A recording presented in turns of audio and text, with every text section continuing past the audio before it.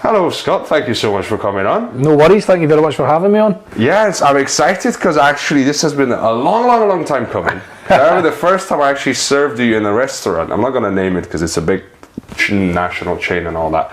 But I was like, hang on, you're an actor. I remember that. Yeah, I remember. We came up was like Kajaki and then Angel Share. And those were the two films that actually at the time I happened to have seen. You'd seen them at the time. Yeah. So I was like, I know you. But that was one of those moments, like every actor I've ever known has got another job. Yeah. And we've all got that thing of sometimes it's like you want to be busy working, and that night when I met you, you're going like, oh, I'm doing my creative stuff as well, and I'm like, oh, brilliant, I'll share a wee bit about it, kind of. It's a really nice moment because everybody's got another income stream. They have to pay the bills to do their passion project. Do you know what I mean? So yeah, it's amazing how the dots all join up, and here we are. Yeah, you never know what happens, but yeah, I was just very excited because it's always fun when you're like, oh, I've seen you on the screen, that was kind of class.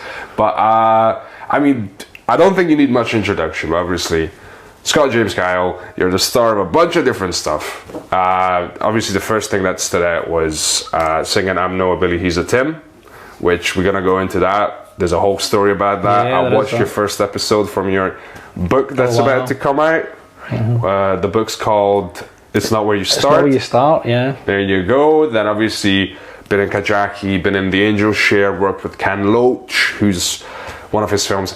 I would try to do a little bit of research. So I'm not completely... Ken Loach is amazing. Ken Loach is a renowned UK director, BAFTA nominated and winning director, and he's fantastic. I remember I was a young boy. The first movie I ever seen was Kes, was about the kestrel bird, and it was just blew me away. And to think, I don't know how long ago that was, maybe 20 odd years, and then to be working with him was incredible. So yeah, the Angel Shares. And I'm trying to think what else. Also, again, because we talked about doing different jobs, you're also a theatre director, creative director, doing different things for different theatres. There's a bunch of things.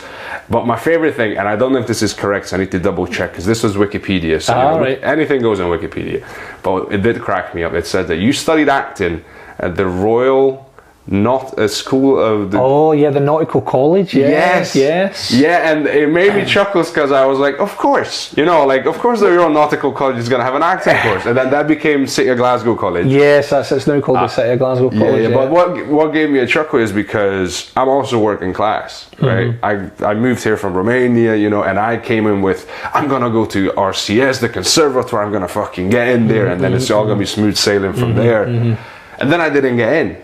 And then I figured I sort of doing bits and bobs on my own. I was like, okay, I can try to save up and study there for 4 years, or I save up enough and I do a different course. I study at Acting Coach Scotland for 1 year, have the skills, and go into the industry.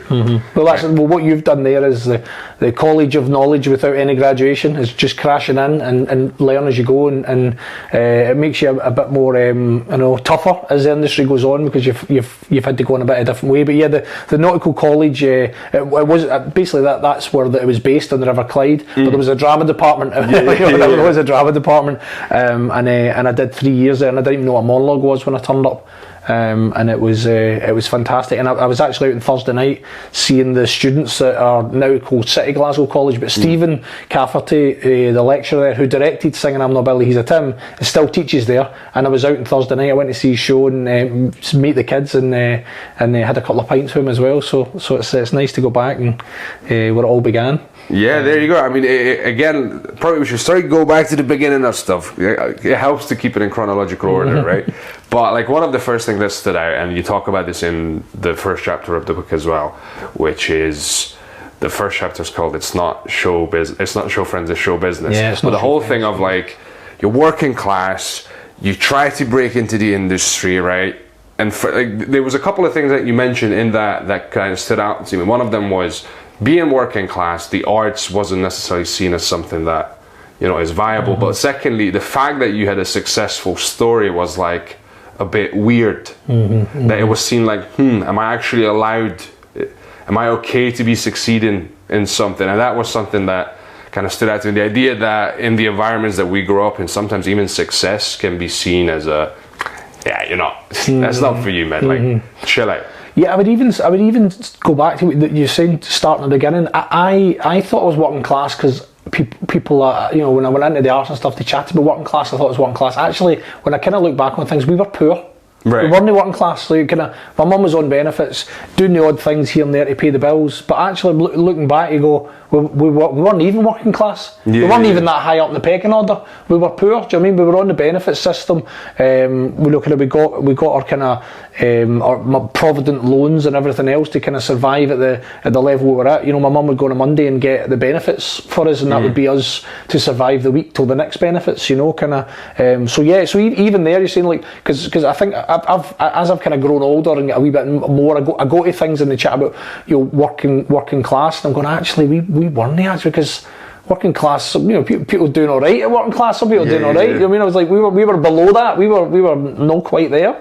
But the route into the arts, I kind of realised it's been a really funny journey, because as I started to, you know, produce shows and then run theatres and stuff, I kind of realised that it wasn't by default, or it wasn't an unconscious thing. Like the neighbourhood I grew up in, we didn't get fancy brochures through for the theatre. Could be two things that I learned as I worked in the theatre longer. The theatre send out brochures to people that go to the theatre. Yeah, they got to make a mailing business list. decision. Yeah, so a mailing list. But we weren't on that mailing list because we'd never been. But what I've also realised is part of the industry and the business is, if you don't develop new audiences, the theatres won't survive. Yeah. So actually, you need to be programming comedy, working class, maybe theatre shows that, like Billy and Tim, that a non-theatre going audience might come along and see. And when they come and have a good experience at that, then they go and see something else. So they might come and see a Johnny Cash tribute, or a comedy night, or a Billy and Tim, and then they slowly build their way up and build the trust to come and see something. I'm not saying they're going to run to Shakespeare, you know, week two. That's but there's an aspect of that you need to develop an audience, and sometimes within the theatre circuit, the model at the moment doesn't allow that growth, and it doesn't feel welcoming to those lower classes, even though a lot of the funding that these organisations get is to develop that audience. It doesn't, you know, kind of necessarily always hit as it should. Yeah, I mean, I was talking about this with one of the stars of Moorcroft, which is again a football related working class in the schemes growing up kind of thing. And I was like, I wonder if a story about football and working class in Glasgow would resonate. I wonder, like, who's making these decisions? And they go, I'm not sure about this one, guys. Like, what? You know? I remember I went to the Tron Theatre, and it was Stephen Cafferty, who I referenced earlier on. Stephen had invited me to see a play at the Tron Theatre, and it was called The Chronicles of Longkesh, which meant nothing to me.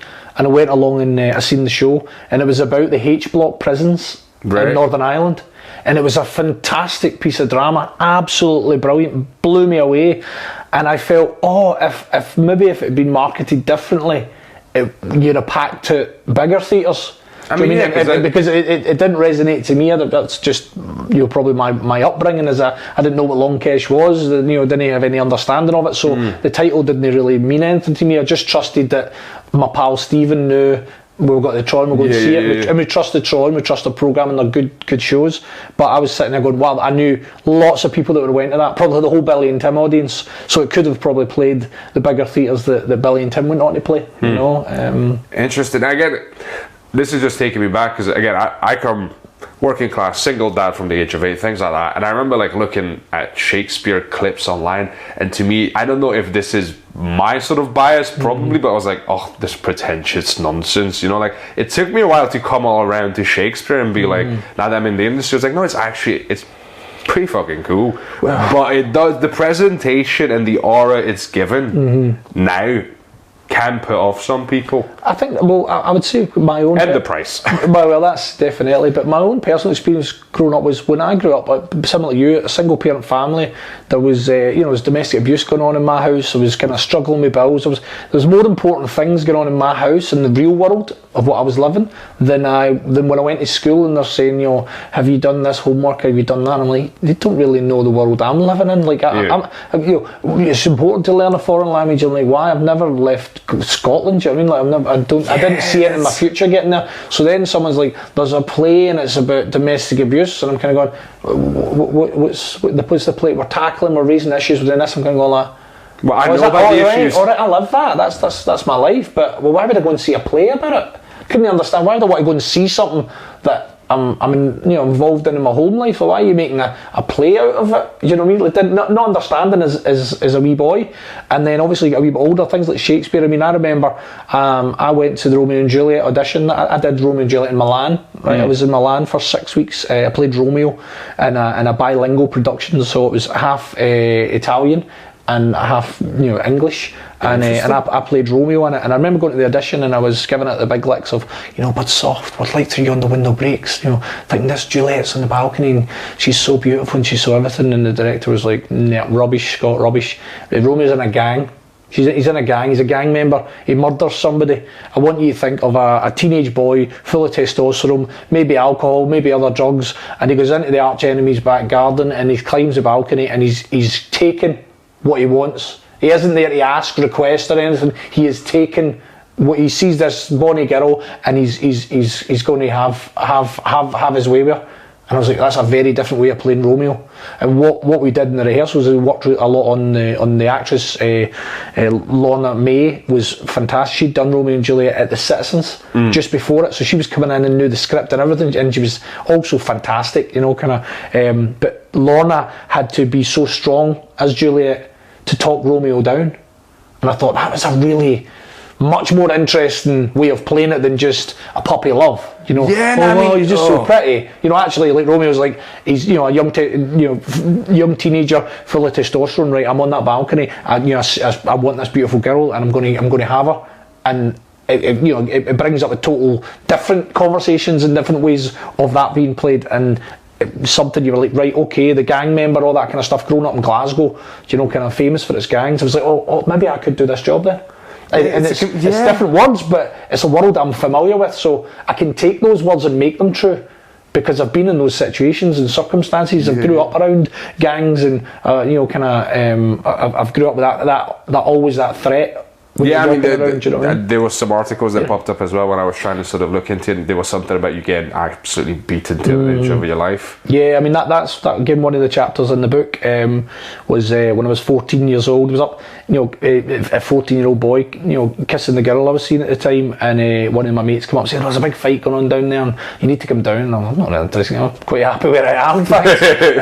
I'm getting a winch off here. Yeah, but a bit of peer pressure went on, and eventually I was like, right, I'm not scared, I'll come down and help the boys, and kind of picked up a stick or whatever. And as I went into the kind of area, the fight must have turned, and my side of things were going out the way as I was going in, and I just ran into a hail of bricks and bottles and everything else, and the kind of girls that were hanging about at the time kind of probably saved my life by coming in and cowering over me to keep my head and stuff like that. These guys were smashing you with bricks and bottles and stuff, and my friend at the time, my teenage friend Craig Kelly, came back, and I think he ran past and he punched somebody, and the guy, they all turned their attention on him and chased him, and that gave me the time to get up and limp away, so yeah, like all that sort of stuff. When you get the chance to do Romeo and Juliet, I probably wasn't taking that into the audition, that experience I had, and it was good that the director kind of pulled that out of me. And then I started to go, right, okay, so I can see things in Shakespeare now that I didn't see before.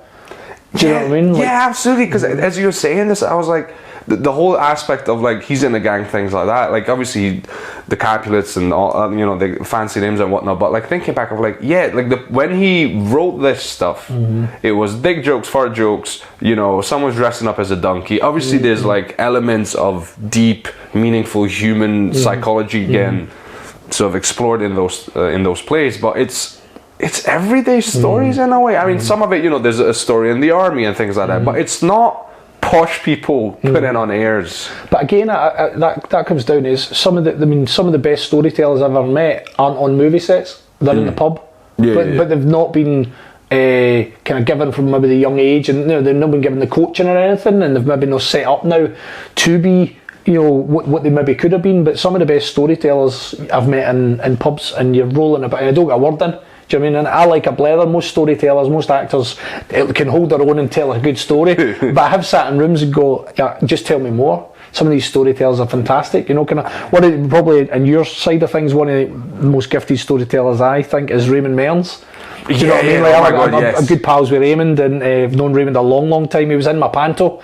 I produced a panto, and Raymond was the dame in it. And I mean, he just would go out and he would just be doing stand-up comedy to the front row of, 8 to 12-year-olds. Do you know what I mean? And he's gonna, he said, he would come out and it wasn't going for the drag queen look at all. Raymond was going with, he's an ugly man in a dress, and I mean that in the nicest way possible. So Raymond would come out and he's saying to the kids in the front, "All right, how you doing, me man?" Blah, blah, and he'd say, "Oh, aye, is that you? See, when I was a wee boy, I mean, a wee lassie." It's just absolutely brilliant. He's using all his years of experience to storytell. And the other actor, I remember at one point, one of the other actors just sitting on stage at the side of the stage, just waiting on him finishing, going, "He's so good, I'm not going to let him go." So I mean, yeah, you gotta give Raymond his flowers. It's basically he's a legend. Like in the comedy circuit, everyone's like, he's the one person that no one's trying to replicate that. We're all trying to learn from him, but no one's like, I want to do what Raymond Mearns does, because he just does it so fucking well. Like it's basically none of it. Like I've seen so far, I think I've seen him twice, like headlining, right? And it's not the same show ever. Like yeah, but that comes down again. I mean, I've sat in Raymond's house, so we've shared ideas and shared projects we could work on. And one thing I'd say is that he does the work. That like anybody who's great at anything, they go out and they do something that seems so effortless. I mean, Raymond's an encyclopedia of information on anything, and he flexes his muscles sometimes during the show as well. Oh yeah, no, he's great at doing that as well. So yeah, that sort of in-depth knowledge, and that's what I'm meaning about storytellers like Raymond. There's other guys I've met over the years in the pubs that don't do stand-up and they don't get any recognition for those amazing. I mean, Billy Connolly was another fantastic storyteller that took the stories for the pub onto the stage, and obviously, those stories will work globally. Do you know what I mean? So those stories from Glasgow, from the shipyards, and the working class stories of poverty as well. I mean, you got to remember that the 1% is the 1% because they are literally 1% of the population. Most people can't actually fully relate to that. Like we admire them. You watch Succession, and a part of you's like, "Oh my God, the glitz, the glamour," and part of you's like, "Ha ha, you got problems too." Do you know what I mean? But most of us relate to stories about our lives. The difficulty I think we are is that there used to be a lot of working class of people from a poorer background, and those stories were there. I think now sometimes, I remember working with Des Dillon, who wrote Singin on the Billies, and Des told a story and it kind of resonated with me, and he said he was writing for a local soap opera. I won't go into who it was, but it was a local soap opera, and he said he wrote a scene where there was a fight in the pub, a couple were having a fight, and he sent in the script, and the kind of red mark paper came back with all the red marks on it, and it was the team of scriptwriters had said to him, we don't like it, and he said, "Oh, it's entertainment," and they said, "Well, we don't think so," and he said, "No, the fight in the pub is entertainment for all the other people in the pub," and he said, "When you're in a pub and something like that's happening, you're a safe distance. It's entertaining to watch it unfold as long as you're a safe distance away." I mean, that was Billy Connolly's classic line of like fucking shouting out fucking advice when there's a fight going on. Yeah. That was one of his bits. And that's that, like, I liked wee stories like that, but there's a wee bit of sometimes that in order to run organisations like the theatre industry and the entertainment industry, you need reliable, good folk to do it, and it tends to be that they're not plucking them from the lower levels of society, if that makes sense. So it's harder coming through if you've came from a poor background, struggled economically, or you're even working class. It's hard to get into those places, hard to get your idea up and onto those stages. So I mean, the only way I've found it is I've put my own money into shows and created my own work to get me going. I mean, the first kind of real job I did was singing on the Billies at the time when I graduated, and it was my own production. Yeah, so, I mean, that kind of brings that whole chapter up really well, which is obviously you produced it, you've put years into it. I'm going to let you take it away because that's a fucking fascinating story on its own for a number of reasons. Yeah, I mean, and there's a number of ways of telling it, and there's been ways I've processed that story in my mind over the years, many ways. And before I put something down on paper, my wife and I, we foster 2 children, and every day I chat to the kids and I try and say that the only way you ever point is this way. You take responsibility for your role in things, as opposed to going, I'm not where I want to be because of him, her, or them and them. It's like you take responsibility. So the story that I'm chatting about now is I graduated college. I'd set up a theatre company while at college because I seen kids leaving and not getting work. So all the graduates that were amazing, that could sing, act and dance, were graduating and not getting a job, and I thought, I'm next. I went to the lectures and I said, look, how does a wee guy like me from Glasgow, who's at the Nautical College studying, how do I get onto the Citizens Theatre across the road? You know, that's where we all go and see the shows there. How do I get on that stage? And the lecturer said, well, you would get a job with a theatre company, maybe audition, you get a job with a theatre company, and they would give you the job. And then I'm just out of curiosity, how did the theatre company get onto the stage? And he said, well, they would maybe hire the theatre, or they would be invited in because they're deemed as a good enough organisation to be invited or in. just a good fit. Yeah, and I thought, okay, so I then said, so can I just become a theatre company then? And bear in mind, I was saying earlier on, I turned up at college, didn't know what a monologue was. So he's kind of laughing, saying, well, you didn't know what a monologue was 6 months ago, Scott. I don't know about running theatre companies just yet. But I went to Business Gateway and I set up the theatre company, and we started taking the productions we were doing at college as part of the course on the road at the weekends. So we were doing Passing Places by Stephen Greenhorn, and we would put it on at the East Kilbride Arts Centre at the weekend, and I was kind of learning, all right, so this is how you hire the theatre, this is how you sell the tickets, this is the industry I'm trying to get into. And I think that's a really important thing for maybe anybody watching that's in the industry is, I've got mates that are actors, and sometimes they'll be like, I'm not getting any work or anything like that. I say, well, do you know what's going on? Do you know how many projects are getting made? Because with my role in the theatre is I book the shows into the theatres as well, so I kind of get an idea of how many theatre shows are getting made, so I know how many cast members are, I know how many jobs are going. I'm not that offended when I'm not getting asked to do it, because there is a limited amount of jobs. But if you sit and think everybody else is working apart from you, that's of course, your mental fitness takes a bit of pounding with that if you're thinking everybody else is doing alright except for me. So that was the idea, was put on the shows of our own accord. So when I graduated, I went to the local library and I found a play called Singin, I'm Not Billy's a Tim by a writer, Des Dillon. I contacted Des and his agent and I said, I'd like to do this play, don't have a coin, but we're going to put it on the pub and we'll do what we can and try and get it on the theatre. And we got the rights to the show. Which is, again, I've dabbled in that, tried to do a version of The Dumb Waiter, and it was tough, man. Sometimes, again, the rights sometimes can be like, what you doing, where you doing, how many days, how many tickets, and you're like, I don't know any of them. I've not made it up yet. I'm still making it up as I go. I don't have the answer to any of them. So I had all those obstacles as well, and managed to get through them. We put the show on, and working men's clubs, miners clubs, because at the time the theatres were scared of it. They were like, oh no, Rangers and Celtic, that'll cause trouble. So we couldn't get into the theatres. We managed to get into the Citizens Theatre in the Circle Studio upstairs, and we did a show there. And Colin Little, who's in the show with me, James Miller, this is the original cast from that production that we produced, are going to be in the 20-year anniversary show of it. So we met in my bedroom. I said, we're going to do this show. We went to the Citizens Theatre, we performed it. We thought we were great, kind of just out of college, probably not get any of the skill sets that now we appreciate 20 years on. We did the job, and we were hoping that we'd get picked up, and the phone didn't ring after it, and that was it. So the show was done, and the phone hadn't rang, and then I got a phone call one day from the SECC in Glasgow, and bear in mind I'm running the theatre company out of my mum's house, a 2-bedroom flat in Rutherglen me and my brother grew up in, and I answered the phone, and the girl says someone from our theatre, from the SECC, was at the show and thought it was brilliant and was wondering if you would come down and consider bringing the SECC. And I was I was like, we've got nothing else on. So we went down to the SEC. I drove down my moped on my wee scooter, parked it far enough away, they didn't see me coming in a moped, and I went in, they showed me the spaces, and at first I was going like, the SECC is huge, it's a monster venue, and I was like, this is too big. Even I knew that at that point. And then there was a suite called the Lomond Suite. It's a 600 seater, it's a conference centre. I thought we could do this. So long story short, we booked a show in, we started marketing it, which was days and days of putting a backpack on and putting leaflets through doors all over Glasgow to fill this theatre. We filled the theatre.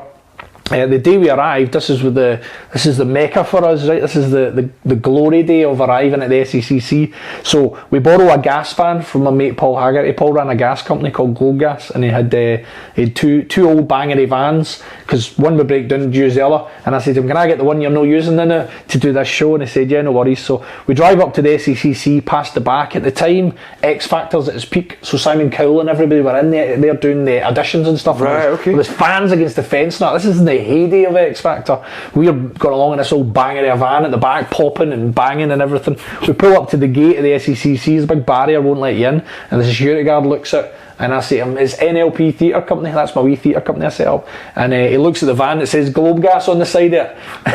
He's kind of going, NLP are on the list, but you're not in an NLP van. And he says, are you doing homers at the weekend? And I says, well, I've been helping my mate out to get a shot of this van. So long story short, we go in, we drive to the back of the Armadillo, and we pull the van up. Now this is where, if it was the animation that you've seen, I always tell it as if the movie was ever made, this is the movie scene, right? But it could also be the animation. So we get this wee banger of a van, we reverse it up, I look in the rearview mirror and the double doors open up. Now in my mind the double doors open up and it's all the dry ice comes out and all that, right? This is the movie, and this is me telling the story as the movie. The doors open up, about 16 big hairy biker looking guys come out, tattoos and got the beards and all that stuff, ponytails, and they walked out and I'm seeing them in the mirror and I'm like, wow, we've made it, this is it, wow, this is like a dream come true. I open up the van door, I step out, I slam the door shut, I turn around thinking I'd be greeted like the Messiah, and they say, oh, get that van to fuck out of here, we've got a show coming in. And I was like, no, we're the show. We're the show guys. And they're thinking Joseph and the Technicolor Dreamcoat, they're thinking an Arctic lorry was coming in the corner and this wee gas bag had rolled round. They're expecting the fucking... Well, it's a big sold out show in their eyes. They're like, it's full house, it's really packed, this show. The Rangers and Celtic shows arrived, it's packed, it's going to be this big show. So we pull out the door, a freestanding prison cell door that was made in Castlemilk. My brother Craig is a painter and his mate Fergie was a joiner, and Fergie built the door in his living room. Right, he had 3 kids running around. When I went to pick up, there was 3 kids, and his wife's going like, get that bloody door out of my house, just like in the living room. And I was like, wow, this door's amazing. So we load that out of the van. We've got a toilet pan I bought down the Barras, right, on a bit of wood to make sure it didn't fall over, and a mattress. That was the 3 bits of set we arrived with, right? Now, nice. This is what I mean about anybody in the industry that now that's running the theatres would not accept that show, right? It wouldn't be allowed, right? So we arrive, we go in, you can see the guys on the radio mics, get a security guard down, get the bosses down here, we need something, this isn't alright. So we go in, we're borrowing tables and chairs to make up the set, and we go ahead that night and we sell out and we get a standing ovation, because the audience that were coming had no expectations other than it's about Rangers and Celtic, we'll go and see it. So the strength of Desi's writing, the strength of the performances, even if I probably look back now and think we weren't that great, they were strong enough that the audience enjoyed themselves. The best you had at the time. The best we had at the time, absolutely the best we had at the time. And then from there on, other theatres started taking interest. The Citizens got in touch and asked them to play the main stage, and we got a proper set. After a couple of years, we got a proper van, and we were then going back to the theatres that we turned up with in the gas van, and they were greeting us with open arms, going, oh my god, it was so funny when you arrived in that van, that gas van. I know. All those sort of stories. So the accumulation of this story, which is in the animation, which is chapter 1 in my book, is in 2010 we went to the Edinburgh Festival with the show, and I managed to win the stage best actor. Now that meant a lot. You'll know yourself as a kind of producer, producing your own work. There's an inferiority complex we've all got, imposter syndrome, that I was thinking, am I any good at this, or did I just give myself the job? Am I the guy that's the lead singer of the school band, but I'm running the band, so that's why I'm the lead singer. That sort of thing was in my head. We went to the Edinburgh Festival, biggest arts festival in the world, performers from all over the world, and I got nominated and won the coveted stage award for acting excellence as the best actor at the Fringe that year, and it blew my mind. And what we started to do with that was we started to put my name on the poster. So it said Scott Kyle, starring award-winning actor Scott Kyle. Yeah. And I got an email at my mum's house, going back to my mum's wee flat, from a girl called Leanne Phillips, and she said, you don't know me, Scott, I'm your wee sister. When we were younger, my dad kind of disappeared when we were 3 years old, and we never seen him. So he went away and he had a new family. So I had 3 sisters and a brother I'd never met, and they seen the poster with my name on it. This is before social media and all that stuff. So they were like, we've seen the poster and we'd like to meet up. Were you okay with that? And I said, yeah, I'm doing a play. You should come and see the play. I'm doing this play, the SECC, proud of my achievements. Like, this would be nice to meet up with family when I'm doing well. So they're coming along to the SECC. We've sold out 3,000 tickets for the Armadillo, so we're no longer in the wee suite with the gas van. We're now in the big stage with a proper van and a proper set. And so we go out, we do the show, 3,000 people. Des Dillon, the writer's in the audience. It's the biggest night of his career as well.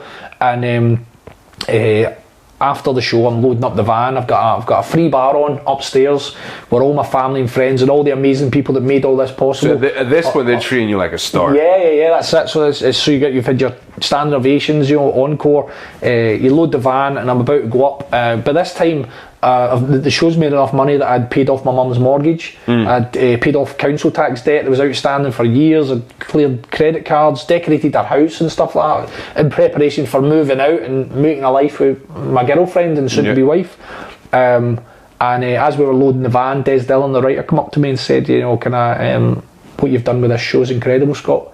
I mean, I used to phone Desi's house and his wife Joanne would answer. She'd say, I got a new washing machine because of you, Scott. You know what I mean? Like that sort of stuff. And I used to phone Des all the time, telling him about the play, what we were doing, the success story, all of it. And he was like the father that I never had. You know what I mean? He was giving me praise, and I was like, oh, this is, good to chat. Yeah, especially in the early days, until you learn to sort of judge things for yourself, you're always looking for that other person to be your anchor of like, I think this is good. Do you think this is good also? Okay, cool. It's not just me. And just from that, the older male figure that was lacking in my youth, do you know what I mean? I didn't have that role model. So I've always kind of latched on to drama teachers or football coaches or, like Des. And he said, he said to me, what you've done with the show is incredible. He said, so what I'm about to say, it's not personal. It's not meant to be personal. He said, but I'm going to take the rights to the show and do it myself. And at this moment, the kind of penny drops in my mind. I don't have a contract to say that I've got the rights to this show forever and ever. I haven't, that bit of the business of show, I hadn't got to yet in terms of I'm just making it up as I go. Just kind of we managed to get the rights to do the show at the SECC for a week. Nothing came out. Then we got the SECC, the SECC, and it's just kind of snowballed now. So basically, you figured out promotion, you figured out marketing, you figured out all that stuff. The one thing you haven't thought of is copyright. Yep, and about to get the biggest lesson in my career there, in the sense that I should have had a contract that said that I'm the only person that can produce this show moving forward, or I've got the rights for 10 years or 50 years or however many years I thought I'd be doing the show. So in that night, I lose my business. At that moment, I've just lost my business. That was it sounds like the biggest source of income. Yeah, it was the only source of income, but 5 years every day of my life I put on a backpack and I went leaflet, and that was my life. My life was promoting that show till we do the show, then we do the show, then I promote the show again, then we just keep doing it. So the difficult thing there was having to swallow all that, and then I had to go upstairs to the room where the family are there, the friends are there, everybody's are there, and they're all toasting your success, thinking you're great, and I'm knowing that I'm not great. I've messed up big time, and this is not the time to tell you. So I have to go into that night and I have to put on an even greater acting performance that night, as drinking champagne and the till bars going up and up and up as the 3 bars. It's a free bar to them, it's not a free bar to me. Everybody comes back with a round of drinks and more shots and stuff, and I'm going, oh no, this is all going to implode very soon. So that's the opening chapter of the book that night. And the interesting thing with the book, I started working on the book 5 years ago. I had no idea 5 years ago when I wrote that chapter that 5 years later I would have the chance to take the show back and be doing it again. And in many ways it's an easier story to tell. Like, it's a good teaser now it's an easier story to tell now, because I think the book would have been very different if the opening chapter is that, and then you go through your life and career, and it ends how it ends. And there's no reference really to that show, but it was such a big moment in life and in my career. And the Billy and Tim linked to all the acting, the finance from it helped me help my mum. So it was a big part of my life. I got a family out the show. Do you know what I mean? It was much more than just a play to me. So I think it was last year I got an email from Des Dillon saying, would you take the show back? And it only came about because I'd contacted the producer at the time about She's a Tim. So as my day job, I book in shows. Right. So I contacted the producer of Singing I'm Not Billy, She's a Tim, because I thought it was a great idea. I really liked that. Now over the years, there have been various versions of I'm not a Billy's a Tim, which I never went to see. I never went to see the show again. I never went to see any other I mean, I can versions imagine of it being a painful... And so I've no idea, if they were any good or not, but I didn't like the ideas. I seen them coming up, kind of on the social media, or you see a poster and I go, I didn't think it needs it. I think the show's strong enough as it is. I think they just need to invest in it, take it to London, take it to America, take it to Canada, take it to Australia, all the places I wanted to take it to first time round. I thought whoever took it on maybe should have did that, and when I seen She's a Tim coming through, I thought that's great. That's a great idea, because that's sticking to Desi's concept of what the story is, and you're bringing in the female football's big at the moment. kind of bringing in a full female cast. I just thought it was a great idea, and also it shines a different light on the culture of, because obviously football, the lads, whatever, but there's the women are very much involved in that football life, and they're very much active, Yeah, and that's an interesting thing, because we had a chat the other week. We did a rehearsal with the girls, and one of the conversations came up was, should the girls in the play be cheering on the girls' Old Firm game, or should they be cheering on the guys? And I was kind of saying, as the producer, I'm open to, if you want it to be that the girls are cheering on, it's the female Rangers team and the female Celtic football team that are in that play, and the girls kind of came back and said no, they really like that it's the same show with a female cast, and they said that the fans that support the male teams are just as passionate as the guys. So they were adamant that, and I thought, well, that's great. And I did actually say, if I'm ever on a podcast, I've got an answer that came from the female cast. It's not an artistic decision made by the producer, the male producer. It's actually the female cast. But no, it's especially from what I've seen, being in the area. I don't want to give away too much of where we are, but we're not that far from the location, and it's much as part of it's not just a guys only thing, it's part of the whole family. I've got friends, I've been in Glasgow for 10 years now, that are like, oh well, my dad's a big Celtic man, I'm a big Celtic gal, it's just the whole thing. It's not strictly for guys only, so and it's the truth, if you want to tell the truth, and right? That's one of the most exciting things is for me. So I reached out to say I'll book that show into the theatre. I think that's a great idea, that show. And I couldn't tie down the producer of the show. It wouldn't commit to dates. And eventually, the strangest thing in the world, amazing how the dots all join up. I was doing Trainspotting 2, and the producer's also an actor, a guy, Jerry Taylor. I hadn't really met Jerry before that, but Jerry came into the Trainspotting rehearsal room, and I was like, I've been trying to get hold of him, why are you not tying up this date? And he said, I've not got the rights. Were you playing Begbie in Trainspotting? No, I would like to have played Begbie. I was playing Renton, so I had to dye my hair red for playing Renton. It was the older version of it as well. Because I was going to imagine you're like, it should have been, it's Trainspotting 2, so it's Trainspotting 2. Oh, sorry, But Jerry said to me, no, I'm no longer doing the show, I've not got the rights. I mean, alright, that makes sense why I couldn't get a date firmed up and nobody was confirming it. So I contacted Des. I reached out to Des and said, look, I don't know who's producing it, but I'd like to book the female version of the show. And Des had got in touch and said, look, nobody's doing it, kind of having a wee bit of the new, I fell out with the producers and stuff, and I'm not doing it. I was like, okay, no worries. And then, I don't know, a couple of days later I got an email from Des saying, would you like to go back to do it? Now, Des had contacted me over the years before. I was going to say, just to put it out there has been, there's been good blood, let's say. Things have worked out. We wouldn't be doing the show again if there wasn't, you know what I mean? And what I'm meaning is that I look at it and going, it was a big lesson that I learned, and it was on my part. It was Desi's play, he wrote it. It was his play to give the rights to whoever he decided to, and he decided he wanted to produce it himself. But here we are, over a decade later, and he's asked me to do it again. So I must have been doing something right the first time round. That he's and I say over the years, I remember I was doing Outlander, and I was sitting in the movie trailer, and a text came through, and it was Des asking me if I would produce another show at the time. And then obviously where I was in the middle of Outlander now, and I'd stopped producing for a while, so I was like, no, that's not where I'm at. But this time when it came through, I thought a couple of things. I liked Billy She's a Tim. I think it was a great idea. And a wee bit unfinished business with He's a Tim, because we'd never got it to London. I wanted to go to London with the show. Which has sold out now. Yes, we're now doing London. We're doing London in May, which is exciting, and we've all got some other venues in London asking about the show, which is exciting. So there was those two things were in my mind, but the other thing was the book.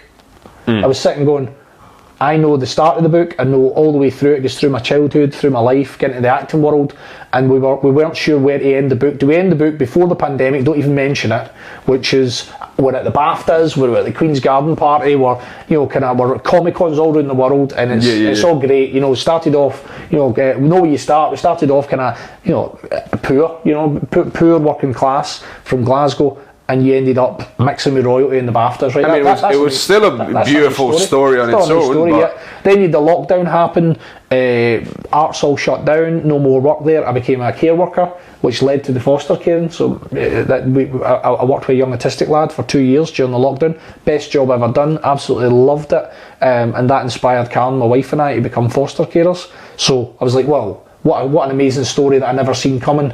You know, I got a family out of the pandemic. Do you know what I mean? My wife and I have got 2 kids. So back to again, why would you not want to share that story in the book with other people out there? That might inspire someone to become a foster carer. It might inspire someone who's care experience like myself. When I was younger, I went into foster care for a short period of time. But to be in foster care and then become a foster carer is an arc and a story itself. So I was like, well, do we end it there? Do we end it as, and the arts is shut at the moment, but I'm a foster carer. But life is another ending. And then when the chance for the play came back up, I went, that is the bookend that the book needed as well. That actually, you start with singing I'm No Billy's a Tim, the biggest night of your life. Just come off stage for that and losing everything. Hopefully, by the end, it is the redemption of getting a second chance at it. Yeah. And we're in London. With a lot more experience, a lot more life lessons learned. You got the rights now. Yeah, and that's it. Got the lawyer in, first thing in, lawyer in, look at the contract, get it all done, and tie up the rights to it so that never happens again. But that's what I mean about. I think I said at the start about pointing that way. If I'd been pointing at Des Dillon or anybody else in that scenario, then I wouldn't have grown. I wouldn't have learned, and I don't think we would have been back doing the play again, because I had to look at it and going, when Des came to me this time round, the first chapters you say is it's not show friends, it's show business. I get taught a business lesson in that. So the last chapter of the book isn't called It's Not Show Friends, It's Show Business. I don't know what the title will be yet, but it will certainly be that the same business message was learned, because this time I did get the contract. Was the first thing we did. Let's get a contract in place, let's do it properly this time. And you know what, kudos to you, because it would have been so easy having, you started out young in the business, you suddenly get this successful thing that's a lot of hard work, but it's actually working, things are happening, and then it gets taken away. It would have been very easy to be like, fuck this, I'm done. This whole thing can kiss my ass. It would have been so easy to do that, but you actually stuck with it, and you actually and I think a wee bit worked through that. That would probably come down to how resilient kids who are care experienced are, and just kids that grow up in that poverty and that working class, is that you're resilient, because crap stuff happens all the time when you're growing up. Yeah. And there's no point in saying poor me, poor me, poor me. You know what I mean? Like, or it'll be pour me a drink and you'll not do anything. So the idea is that you have to get up and you have to get on with it, and crap happens a lot, and you get on with it. And I've now been working in the theatre side of things, like managing theatres. I've ran theatres, I've programmed at theatres. And similar things happen on an ongoing basis. At the time, it was the biggest thing in my life. I've seen things over the entertainment industry. It's a business. And in business, people can be ferocious. Do you know what I mean? Like, that happens. You'll know in the comedy circuit, I'd imagine the same thing. People can be on a high, and then they say something, do something doesn't work, they upset someone, and that's it. These things can happen all the time. And a lot of what happens is that, what I've experienced is sometimes because we're so passionate, involved in our projects, and we get possessive of our ideas, it can become a thing of like, you start resenting people, of like, oh, this is good, why don't they see it? And all that stuff of like gatekeepers and opportunities, and everyone's hungry, and it can be very easy to get lost in that mindset of just fucking come on. And you say, there's a lot of people, you go into a bar and they'll tell you a story of resentment, and it could have been no because of this person, no because of that person, or this thing, or the institution, or the old pals acts, or whatever. At the end of the day, in every industry, if you've got I was a wee bit late for the meeting today because we had a plumbing issue, but if you've got a plumbing issue, you phone your pal, and if he can't help you, you say, if you got anybody that can help, and somebody else will maybe recommend a plumber. That's kind of how it works. The acting industry is no different. if someone's got a movie or a play they're doing and they're going, right, who could I use to do that? And I think, well, maybe I know that person, I've worked with them before, I could use them, or I could maybe call them and they might recommend someone. And if you're new, like I was coming out of college, nobody's taking a chance on a student straight out of college. We don't know if you're good to work with, we don't know what your talent is, we don't know your maturity. If you're reliable. We don't know how you work as a team member, all these different things that is an unknown. So it's a danger as a producer to go, let's get 6 unknown actors and see if they can pull this off. It's a gamble, whereas you could go, I'm going to use 4 people I've worked with before who are really good. And then you might even say, okay, they might not fully fit the script, but I can adapt the script to make it work for them because I know they will turn up. Yeah, and I'll take a chance on 2, but I can't take a chance on 6. Yeah. Do you know what I mean? So I can understand that now as I get older, and I can see that, and I've produced shows myself. There's a lot of money riding on a show, and you don't want somebody that says, I'm not coming, I'm not doing the show. And also, like, because we're both actors, we both know that there are actors you go, oh my fucking god, this guy. Like, it's like... But it's not just that, it's just human beings. Human beings is any workplace. You go into any workplace now, if you go into Greg's, the bakers, you go into, lorry driving, bus driving, people go into the canteen, there's people that go on with, people that don't go on with. In a theatre world... But it's just like the reliability factor or something. Well, that's like people phoning in sick. It's Monday morning club, it's a Monday morning, I've been out all weekend and I'll be in. In the theatre world, the show must go on. You have to be there. Do you know what I mean? Like that. And it's different when, like, I work hospitality for my day job. Somebody doesn't show up on the day, we get the other guy to fill in. But when you're doing a show and your lead's like, oh, I can't do it, who's going to learn the lines? Who's going to do that? And that's like now with the bigger shows, like we bring in our understudies, and we've kind of got a wee bit of insurance there with the girls. So, if there was a bereavement or something happened with the guys cast, I would certainly be happy to walk out on the stage and say, guys, you've came to see one show, there's been a bereavement, the girls are going to do the show tonight. And it's the same show, it's just a female cast. I mean, I think that would be acceptable in those circumstances. What's not acceptable is, there's been a bereavement, we need to cancel the show because nobody gets paid then. Yeah. Do you know what I mean? That's where that saying came from. The show must go on. Why would the show must go on? Because nobody gets paid otherwise. The show must go on was a necessity of the time, so... and you also don't want to develop a reputation for cancelling shows. I mean, bereavement is a serious business, don't get me wrong, but like, willy-nilly, you want to protect that of like, the show happens, But things happen as well. I mean, like, opportunities come up for actors, you've always got to factor in that. This is the amazing thing about our industry, is that anybody at any point could light up. Spielberg could make a phone call and they need somebody who is exactly like you, looks like you, sounds like you, everything else, and they go, brilliant, that's who we need in the new Spielberg movie, or Scorsese, and that person's going, I really want to do the play tonight, but Spielberg's phoned. Do you know what I mean? Like, right, cool, you want to support that, you don't want to say something, you can't go. So you need to have something in place, an insurance policy of some sort, to go like, look, because if Spielberg phones, I'm going as well. Do you know what I mean? That's the interesting thing of like, there's 2, you could say schools of thought, but 2 ways of approaching it, which is one is like, fucking taking my actor, like whatever, and being, he's gone shut off, and now I'm left here in the back. Or you can say, my pal's in the fucking Spielberg thing. We're in the Spielberg thing, It's not even that, but like, I've made another connection, like indirectly. I think that this is a good wee train of thought for actors. If you can think of we rather than me, again, something I chat to the kids a lot about, it's we, we're a team, and if one of us succeeds, we all succeed. I chat to actors about like Outlander's the biggest American TV show probably in the world at the time it was getting made. Blessed to get a part in it. There was days where it was nice to have speaking lines and to be involved in fights and everything else, and there was other days it was nice to watch other really experienced actors be brilliant, and you were just needed to be there. You didn't have any lines that day, and you could watch somebody with a craft. And what you were trying to do that day is, if you were a spear carrier that day, be a brilliant spear carrier that day, because maybe one day you'll be the guy with the big speech, and last thing you want is a load of spear carriers that wish they were the guy doing the speech.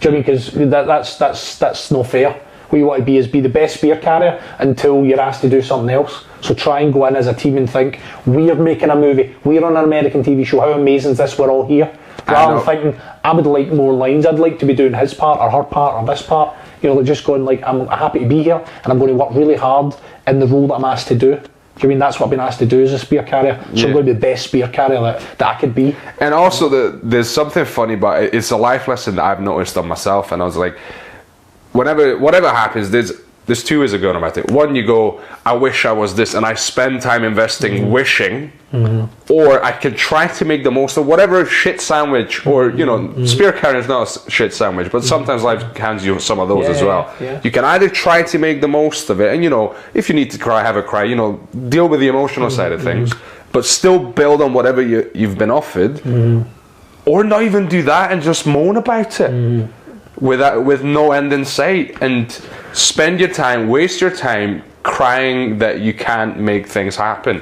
But again, back to, we were chatting about maybe bereavement or illness or anything like that. There is that you could be the spear carrier there, you're working really hard, and somebody can't make it, and they go, right, who else could do it? Could you step in? No bother. And you've got an opportunity, or people come in and they see you worked hard in that role you did and you did good, and then they maybe ask you to do something else. It's a wee bit of going, know what you're signing up to. That's the role I've signed up to. Don't take it if you would grudge it. If you be there wanting to do something else, don't take that role. Then pass it on to somebody who would appreciate it. And I think that's also a really important skill. Like, I like having other interests and other income streams, and the reason I like that is I get to say no to some things. So kind of I don't know. Let's say that the role comes in and it's some sort of acting role that I don't really fancy, right? For example, comes in the glass, I don't really fancy that. I don't ever want to take a role because I need the money, because that's the wrong reason to take the role. So there's a wee bit of going like, sometimes it's nice to go like that. No, I'm not going to take that now because it could get in the way of another opportunity. But if it doesn't, I'm still happy doing the day job or doing the other stuff I like doing anyway. So I'll pass on that one. Whereas don't take the suit, the role that's you're dressed in the chicken suit in the TV advert doing a dance in the street and grudge it. Because give it to somebody who's going to want that job and be grateful for that job and do a great job, because the people creating that piece of advertisement have invested money and time and effort and they want it to be brilliant. Don't you turn up and think that, well, I should be doing something different to this. Well, don't take it then. Yeah, and like acting especially, but like any sort of live performance, it is hard to have that at the back of your mind of like, I wish I wasn't fucking doing this, but also doing a decent or good or great job at it, because that emotion's going to come through. And it will colour your performance. And it's the same in your catering jobs and all that stuff you're doing, is that if you go in and you don't do a great job, you'll not be there long. Do you know what I mean? Like, and that's okay. That's again part of the business, kind of, it's the business aspect of it. And I think that's a really important message, and that's why the opening chapter is, it's not show friends, it's show business. You're going to read a book about an actor, and it's letting you know that it is a business. There is an industry here. It starts off as something that a labour of love and a hobby kind of thing that you put a lot of your own free time in and stuff like that. Later on, it's a profession, it's a craft, and it goes back to Raymond, who's an encyclopedia, because he's swatting up when he's not on stage. He's doing all the homework in the house, so when he walks on stage, he's got a real encyclopedia of jokes and understands the different things. If somebody in that audience is working a really unique job, he knows what the job is because he was doing his homework. Yeah, he can riff on that. Back to that, yeah. The other thing I wanted to ask you about, which is still about this topic, for someone who's not from the UK, not from Glasgow, but have been in Glasgow for 10 years, the culture around singing I'm No Billy, He's a Tim, that the rivalry, the sectarianism, that was something like, whoa. Like, to me, it was, I don't know how to describe it. It was definitely an eye-opening experience. Let's just say that, and especially with Joburg, and you have a fundamental understanding of it. And for an outsider, like, what the hell is going on? Well, I grew up in a household where my older brother Craig was a Celtic supporter, and I don't know how he became a Celtic, because we didn't have a dad, so it wasn't like we were steered by anybody. So I don't know if it's just his friends or whatever, but he started putting up Celtic posters on his side of the room. So I was kind of sitting there, and I don't know if there was no steer for me to be a Rangers fan, other than maybe looking at him and going, well, I'll do the opposite, whatever you're doing then. So, and maybe some of my pals that were Rangers fans. So I started putting the Rangers posters in my side of the bedroom. So we had a half Rangers room and a half Celtic room in a household in Glasgow, which is a bit bamboozling itself, grown up. And so when I read the script for Singing I'm Not a Billy, He's a Tim, and I seen the tit for tat nonsense that was going on, I was like, I can totally identify with that, because I grew up, I've never shared a prison cell, but I've shared a bedroom with my older brother, and it was tit for tat, tit for tat, tit for tat, tit for tat. So when I read the script, I thought, this is absolutely brilliant. Also, there's an anti-sectarian message in it, and it reaches audiences in a really humane way, in a nice way, but it's not preaching as well. So I just thought it was a perfect bit of theatre, and I think that's the nice thing with the play. It's universal. You could take the tops off, and you could make it a Ukrainian and a Palestinian in a prison cell, and it still hits as hard because it's about two human beings with fundamental different beliefs that have to come together to support another individual, a human being in it that's having a tough time. So they have to put down all their bias and all the bigotry and everything to try and support this guy that's having a tough time, and that's the beauty of it. So it, you know, it can be Montague Capulet we were chatting about earlier on. You know, it could be Romeo and Tybalt in the prison cell before the party. You know, kind of whatever it is. So the concept of it's so simple and so brilliant. Well, I saw the clip of you being the hairdresser bit, right? Yeah. And it actually gave me a giggle because. So it reminded me of a play back home which was about Hungarian-Romanian friction. I come from Transylvania, I'm ethnically Hungarian, part of Romania. There's a whole 1,000 years of history of fucking who oppressed who was on top, who was, you know, where, and there was a very specific bit, and just that energy resonated with me. Where like, you guys remember what you did back in 1800, whatever, and then, yeah, but what you do in 1700? But what about you in the 1600s? And that whole, but what about you? But what about you? And it just goes back on it. Like at some point, you don't even know where it all began and what's the truth of it. Going back to, if you point there and acknowledge what you've done, then and what your part in it is, then you can overcome it. If you're pointing out the way all the time, you know, it's because of you, it's because of you, it's because of you, then you're never going to resolve anything. And yeah, I mean, the show I grew up in a street where there was half and half. You know, there was kids that supported Rangers, kids that supported Celtic, and there was, like anything, there was extreme levels of it at certain corners of those streets as well. If you went to certain houses, they were playing all the kind of the sectarian songs and music, and the same at the other end. Majority of people just enjoyed the football, but there was always, you know, a minority of folk that were, you know, extreme within that, and I think I like drama, I like storytelling. I've grew up in Glasgow. I've grew up in the shadow of the two stadiums, so a bit of me was going, this is a perfect story for somebody like me to come in and tell, and I know that it can reach people in the right way as well, because I don't want to be preached to either. Do you know what I mean? God. It's not an apology. The show tackles sectarianism, it tackles bigotry, it tackles lots of different things through drama by showing it and not in a way where, you know, I think there is moments where people in the audience are going, geez, oh, I've done that, as opposed to feeling bad that they've done it. They go, geez, because of the way it's been told and the way we do it, you make a point, you show aspects of both sides of it, and then you try and show, I mean, the concept of the story is the turnkey, the jailer, Harry, that locks the two boys up. So ultimately I always say to people is, the story's about Harry the jailer. He's the first person you meet. So it's Harry's day, he's at his work, he's in the prison's office, he's cleaning up, and his grandson's in for an operation. Right? That's what's going on in his world. Somebody comes into the prison cell and gets to jail, right? Happens to be Tim. Tim goes in and gets, he's a Celtic fan, he gets locked up. Harry's trying to get off shift to go to the hospital to see the grandson. So when Billy comes crashing in, he's going, I'm not putting him in another cell because I'll need to clean that before I go. I'll just throw him in that other one with the other guy. Right, so he puts them in there, thinking really nothing of it other than it's good for me that they're in together. As the story unfolds, the two guys persuade Harry to watch the match through the hatch. So they're taking turns each at watching the match. So as their teams are fighting on the pitch, you know, they're having the fight in the cell, and also they're getting a wee insight into Harry's world. So when the phone rings and Harry's upset because his grandson's not well and there's bad things, you know, kind of it's not going well, the operation, and he's saying a wee prayer in the office. The boys are getting an insight into that, and they're going, geez, oh, he's in there, he's praying in there, he's crying. This is the guy that's brought you a cup of coffee at half time. This is the guy who brought you a wee cup of juice. You know what I mean? And they're going, we'll just watch the game then, eh? And the other guy says, fuck the game. It's a huge moment, and it's done in the most nicest way possible for all the right reasons, where they start to say, there's more to life in this game. And that's huge for these two guys that are, you know, we dabble with the guys. I try and incorporate, certainly for my character Billy, is he's the nice version of the football fan, and he's the extreme as well. He can be anything, but the extreme for me comes when through the fear. So how I play it is, he's coming in, he's been arrested that morning, dragged out his house for non-payment of fines, and he's in the back of the van, and then he gets thrown into a dark prison cell. So your bravado goes up. I'm from Glasgow, I'm tough, you know, kind of. Then he meets somebody from the opposite side. Well, I'm not going to say I'm scared. So the bravado goes up, more armour comes on, more insults, more bigotry, more all the small mindedness all comes out, and the same for Tim at the other end. And as the story ungoes, a lot of the bullshit starts to fall away, and the layers come off, and you see the human beings behind it. And you know, I'm not saying by the end of it they'll skip off and be best of pals. They're not leaving hand in hand, but they've went through an experience in the cell and they've learned something. Do you know what I mean? And I think they've done a bit of growing up. And been on a journey through it, so that's what a positive and amazing message, and it's an amazing piece of theatre. As I say, somebody once said to me, "Do you think it would work down south?" And I said, "Absolutely." People, but not just football. It's about two people who don't like each other. I mean, you could watch it in a foreign language, right? You could have three Italian actors, and it could be AC Milan, Inter Milan, and still make sense.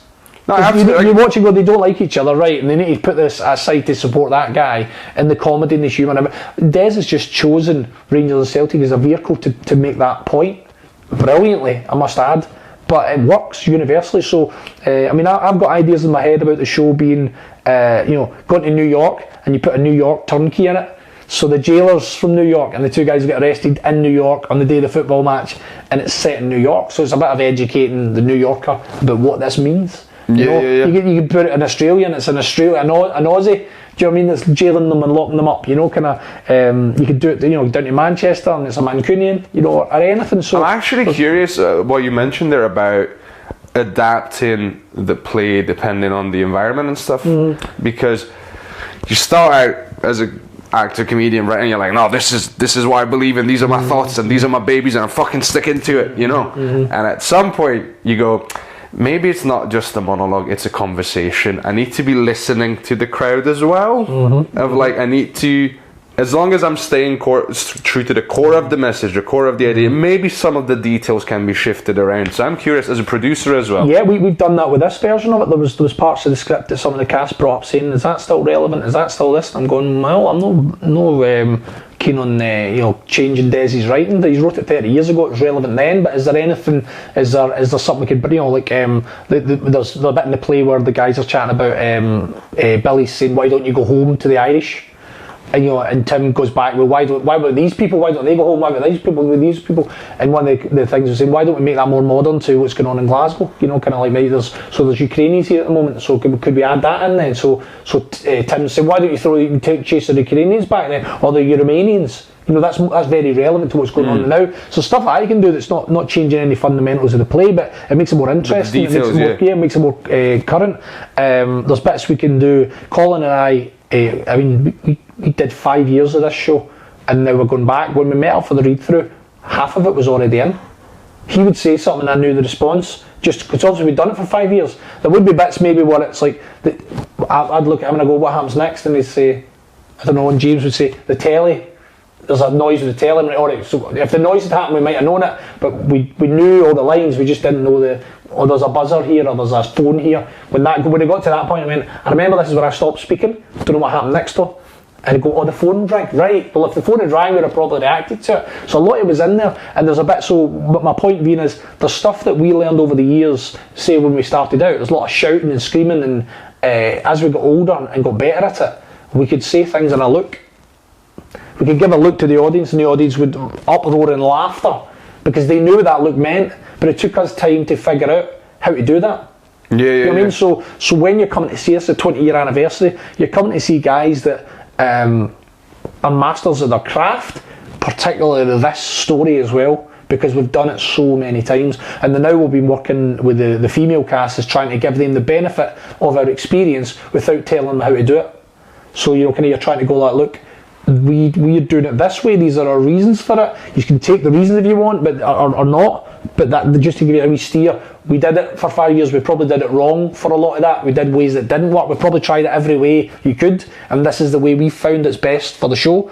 But it's your version of it, so you can take that advice. Or the fact that you've done it in so many, adapted in different ways, you've definitely found something unique of the bare bones of what's necessary to tell the story well, and then the flourishes that can come on top of it, which is kind of, for me, still learning very much. I'm turning 30 this year. I'm still early days in this whole industry of just learning about storytelling, and that aspect of storytelling is it tickles my brain. We had it as well. When we met up, Colin and I are now I'm 40. Do you know what I mean? I think Colin's no far off it, and James is 50 now. So we're all 10 years older, and we were kind of going, at 40, how would I play Billy at 40 then? If it's when I was playing at the start, I was 25. how do I play it, and we chatted to the girls, and I was saying I think the show's more suited to the 25-year-olds, which the girls are. I say because they've got a journey of discovery to go on, they've got a bit of grown up to do, and that makes sense. At 40, I was thinking, should Colin and I, as the characters, should we know by now? Should we went a wee bit of grown up? That brings a whole different aspect of, like, if you're still doing that at 40, what's happening in your life? And that's where the girls came in and they went, no, Scott, we actually think that the younger generation, the modern generation, are more open-minded to people's sexuality, to people's races, to religions and different cultures. Actually, what the younger girls were saying, it's the dads and the mums that are of the white. It's IB. Who are these people coming across? They've picked up things over the years, or they've got a kind of more narrow mind, or they've got the frustrations they haven't dealt with and they need to be expressed somehow. So that's a good avenue for it. Yeah. So that I was like, oh great, I'm going to use that. Then that's now I've found the truth in it, because there was bits of me going, this guy, this age, he's got kids and that shit, he's a dad, he should have not grown up by now, kind of, to be in a prison cell on the day of the football match, kind of, rather than be home with his kids. What's he thinking? Kind of, whereas a wee bit when we had to chat with the girls, I was like, okay, right, I'll find the truth in that now, that makes sense, I can find the truth in that, is that he's still not grown up, no, because there are still people in the society that are like that, you see them. So that was a big thing, and a big kind of challenge, I suppose, for Colin and I, was to find how we play it nearly 2 decades later. How do we play this? These parts that we did when we were young boys, I mean, it's actually like there's a lot of exciting things about it, and a lot of little finessing and working out details, and it's like a little clockwork thing of like, and because as well there's bits in it where the girls are coming up with ideas and we're kind of going, would we do that in ours? Like, kind of, that's a good idea, but we're stuck in a way of, like, we've learned it certain ways and done certain things over the years. Do we want to put that new ingredient in, or do you put that in and it lights it up again? Kind of, so yeah, it's an exciting process, and it's nice. I get to be an actor in one version of it, and I get to be the producer and the director in the other. So it's kind of nice to put on the two different hats. So that's exciting me. This brings me on to a different topic. Because you haven't done just one major project, but the other one that it's fucking seared into my brain because I've seen it, is Kajaki, right? And I remember watching it, and it's one of the most intense films. I remember scenes from it. Like, I remember moments from it, the helicopter, and you're like, oh, you bastard, my God. I mean, I don't even know where to begin, but I'm curious, was that filmed on location? So we filmed in Jordan. We went out to Jordan for 6 weeks. So to give context to them, they may be watching. Kajaki's a true story. It was produced by the Academy Award-winning producer of The King's Speech, Gareth the Sunman. So Gareth brought his Oscar onto the set, and that was the standard. That was the standard. You're working with an Oscar winner. This is the standard he's expecting, which was phenomenal. To go and be a movie star in the desert for 6 weeks was great. I had done Angel's Share by then, so I had a wee bit of experience of movie making under my belt. But it was Ken Loach, and it's a really unique style and way of making movies. I completely forgot to ask about it. We'll come back to that. Yeah. So Ken Loach is a very different way of making it. This was more. It's a true story. You were playing a real person, so it wasn't kind of. Like Outlander, you're representing Scottish history, so there's true elements to it. This was, but you're allowed more liberty. Kajaki was the British paratroopers found themselves in an older kind of Russian minefield. Yeah, Soviet Union minefield, historical. Yeah, and in Kajaki, they were stationed in Kajaki Dam, which is the area of Afghanistan where they were based, and if you think of the way I describe it probably is Jaws in the desert. It's the sand, and these mines are under the sand, and you're terrified any time anybody moves. You're like, don't move, don't go in the water. Then Jaws is like, don't go in the water. Why are you getting in the water? Why are you getting in a cage and getting in the water? Well, the Kajaki is there. Why are you moving? Why are you walking? Don't throw a bottle of water. Why are they all trying to land a helicopter in a minefield? The thing is, even that, but it's even tenser to me than Jaws. Maybe because I just really related to the fact that 1 inch of movement, there was you're a prisoner, and then there's the element of there's the fear of or you imagine, is it there, is it not? The other thing is they've got the fear of what happened was Stu Hale was one of the paratroopers, went out on a patrol for a Taliban roadblock, an illegal checkpoint they'd set up.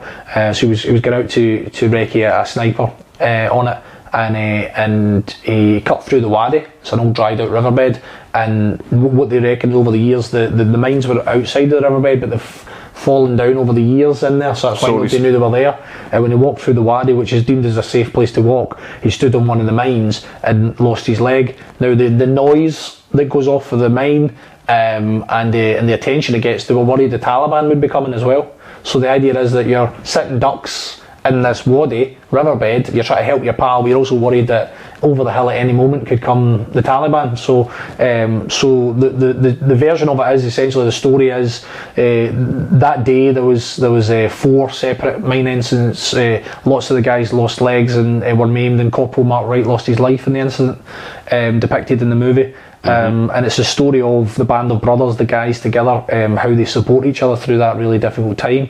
As I say, it was a privilege and an honour to tell the story, but also to play Stu Pearson, who I played in it. So I got to meet Stu. Stu lived in East Kilbride. Yeah, I did a little.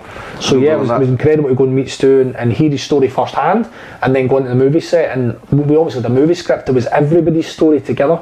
But you were there representing Stu, so I would phone Stu the night before we filmed to say, this is what the script is, this is the shots, this is what I've been told we're going to be doing tomorrow. Is that alright? Is this the script? Are you happy with the script and stuff like that for me to say these things? Yeah. Then the next day I would go back to him and say, look, this is what we filmed, this is the bits they changed, this is the bits I didn't say that thing that I thought we were going to say, and they gave me something else to say. So all those sort of things. It was an incredible movie, and David Elliott, who portrayed Corporal Mark Wright in it, he won the Scottish BAFTA for it, and he beat David Tennant and Robert Carlyle to it, so that's not a bad night at the BAFTA, that's not a bad night at the BAFTAs. But yeah, Kajaki's an incredible story, and I feel like it's underrated a bit, because I think it deserves more. Well, I mean, I think it's 100% on Rotten Tomatoes, and stuff like that. We get 5-star reviews. I think Jeremy Clarkson said it, may well be the best war movie ever made, and there's not a shot fired in it.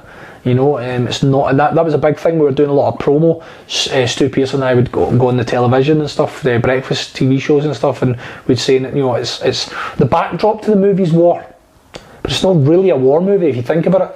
It's about these guys that find themselves in this circumstance, and I say to them, if you've got the script and the story and you changed it to a natural disaster, do you know what I mean, like an earthquake, or they're on a mountain, it's how far these guys would go for each other, putting other people before themselves, it's an incredible heroic story of what the guys were willing to do for their mates. Yeah, and it's on the one hand, it's like the camaraderie of the soldiers. I felt like there's a bit of criticism of maybe the higher ups, or the what becomes sort of the institution of the army, because again, I don't want to spoil anything, but that helicopter shows up, you're fucking raging. Yeah, well, what happens in the movie is there's one of the guys got on a mine strike. He loses a limb to the mine strike, and the radio in standard practice is a winch helicopter to come and winch him up out of the place where the mines are.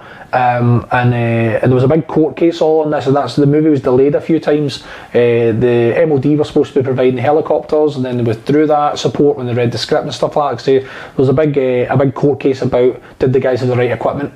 And one of the things that we were told was that the winch helicopters weren't equipped with winches. The British winch helicopters, they removed the winches to save on fuel. So when they radioed for one, they didn't have any. And then they had to ask the Americans for a favour. The only asset available, it was Colonel Tuto asked the Americans for an asset, i.e. a helicopter, and they said, we've only got a Chinook. Now the guy specifically asked for a winch helicopter, but they sent a Chinook, and Tuto in his interview said it was either send a Chinook or let them bleed to death, because by that time there was multiple casualties, and if they didn't send anything, nobody was going to survive. So they sent the Chinook. Unfortunately, the downblast for the Chinook set off the fourth mine, and injured Corporal Mark Wright, and it did so much damage that he didn't survive his injuries, and that was all part of a huge court case that went on, and there was settlements and stuff like that. So you imagine that you're not just telling that story, there's a political landscape round about it going on as well. Yeah. Issues. We ended up, the Jordanian military provided the helicopters, and it was the Jordanian military that airdropped into the set to winch the guys out, which creates its own problems. They don't speak English, and there's things. So we were doing the briefing, you're having to say, well, we weren't, but the production team were saying, now this guy is going to be, you have to lift this guy's going to be telling you not to lift that guy, to lift that guy, but ignore him because he's acting. Do you know what I mean? So you have to tell like who's telling. Okay, oh my god. And the Jordanian military had to be wearing American outfits, which means that the weapons that they carry are in different places, and so they're not in their comfort zone. So they're doing something they do every day, essentially. You know, in the helicopters, rescuing and practicing. Completely changing. But completely changing a lot of aspects to it as well. So and military, the details matter. Yeah. So that was it as well. And thankfully, I didn't have to go up. I didn't get winched out in a helicopter. My shot was done. What do you call it? Post. So it was like, well, no post. It was after. You just see me in the helicopter. We do the shot of seeing a couple of other guys going up, and that tells you the story of the guys that winched up, and then it cuts to me in the helicopter, which was a lot nicer than getting winched up, because at the points the guys were spinning around as they were going up and stuff like that. So there was a few stories in the bar afterwards about how scary that was. You know, worried. Have you ever been on a roller coaster and you're worried you're not strapped in right? If you're attached to a helicopter that's going up off the ground, that's pretty terrifying. You're worried, is that strap going to go? Is that strap all right? Is it tight enough? And the other thing for us, we were lying on the ground when the helicopter comes into land. I mean, the downblast from a helicopter, wow. I mean, when you're on a desert floor, you literally are breathing in sand. You can't not. The air is sand, so you're breathing in, and you're lying there as the actor going, oh, hurry up and get away. We can't breathe. You know, there's rocks hitting you as well. There's rocks of this. That's nothing you can do. We're filming in the desert. And there are bugs. The sunburn's real. Everything's all there. And when they bring a helicopter down that low, I don't know, is it 20 meters above you? You feel it. Do you know what I mean? You really feel it. Imagine, so there's no acting in that, but that's just real terror of going, hurry up! Your face going, ah! Yeah, so, but there's another amazing story online. What Paul Cates was the director, saying Gareth Ellison was the executive producer. What they tried to do with the movie was stick to the guy's story in the minefield. So what they didn't want to do is flash back to Camp Bastion and stuff like that, and involving somebody playing Colonel Tuto and stuff like that. They just kept it to this is the guy's story. This is what the guy's understanding of was. They didn't have direct comms with the helicopter up there, but there's a YouTube clip of the American pilots telling the story from their point of view, and it's fascinating. So the guys get the radio in. I mean, he tells the story better than me, but the radio call in, British paratroopers trapped in the minefield. So he arrives, and when he arrives down, the guys are saying, don't walk. He arrives on the ground, he walks around, put the stretcher down, they're saying, it's a minefield, He's saying, I know, but I'm here to help. What you can do? So he loads them in, and he takes them up, and he says he was walking round, and he got round, and just before he takes the last guy up, he says he looked down and there was a hockey puck size device at his foot, and he's like, I just walked there a couple of minutes ago. He wasn't far away from it, so he could have been maimed in it. Which, I mean, there's incredible insight into it, and that was the amazing thing. There's so much footage as an actor to go and study interviews with all the different soldiers, kind of try and get an insight into it. I'm just getting flashbacks to just watching the film, never mind living it. Yeah, and that's when we met Stu and stuff like that. Kind of after it went to the movie premiere, and Stu and that said, 99.9%. I mean, that was as close as you could get to it. And there was moments where we'd chat to the military guys, and we'd say, nobody could ever know what you went through that day. I said, but we filmed that day for 6 weeks.